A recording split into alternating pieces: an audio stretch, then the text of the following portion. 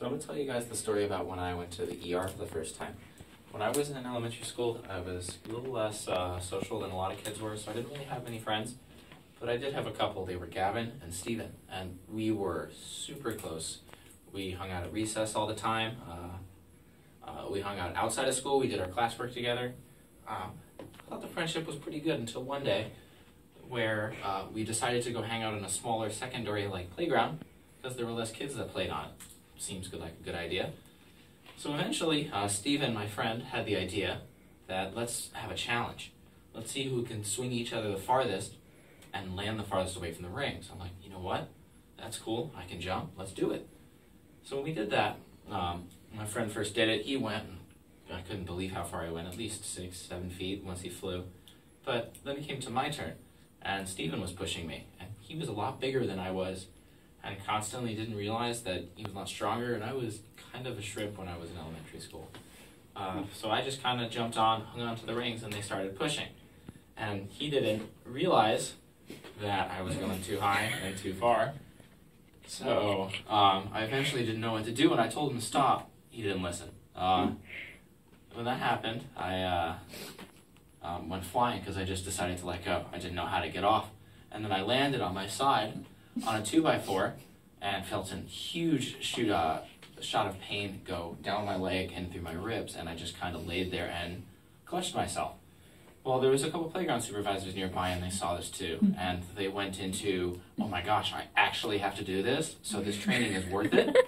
So when that happened, they flocked to me, surrounded me, and they say, are you okay?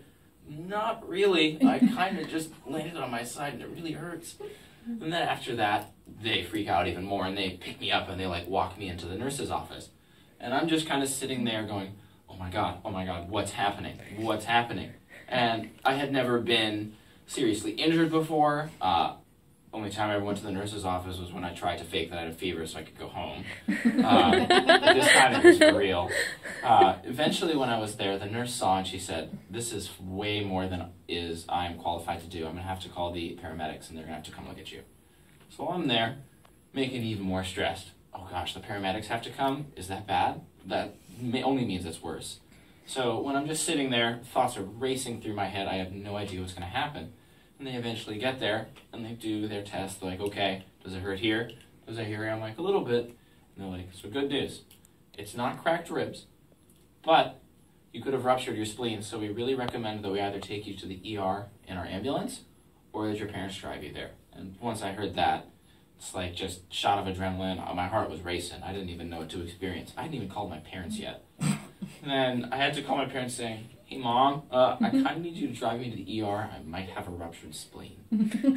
And you don't tell a Jewish mother that her son is So when that happened, she drove me to the hospital faster than I've ever seen her drive before. And I'm just sitting there, oh God, I don't want to die in this car. Please get me to the hospital. And eventually once I get there, they take me in, and I get the weird hospital gown, just stress me out even more. And they're like, okay, let me see your arm. I need to give you an IV. And I was just so stressed. I'm like, I don't like needles. This is so creepy. And then I'm just going like this as he's just getting ready to do the IV. And it was over. And I was like, you know what? That wasn't so bad. And once I got that IV in, they escorted me to my ER room. And I was at this point a little less nervous because the pain was kind of going away since the IV had a little bit of acetaminophen in it, so it was reducing the pain.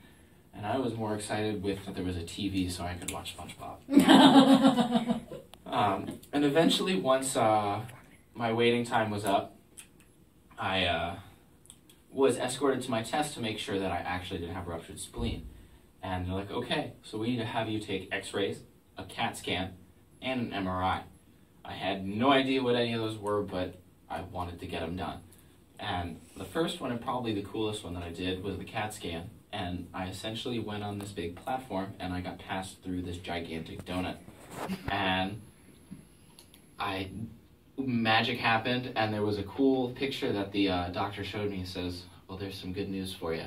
You don't have a ruptured spleen. You're just really bruised. Once I heard that, I had so much relief, and I'm just like, thank God I'm not hurt.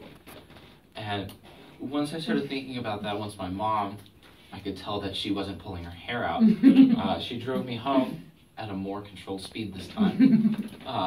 Well, I had some time to reflect, and I realized that sometimes when you're a kid, even if you don't have a lot of friends, it's not worth it to make a friendship with somebody who can abuse that friendship, because in the end, it landed me in the ER.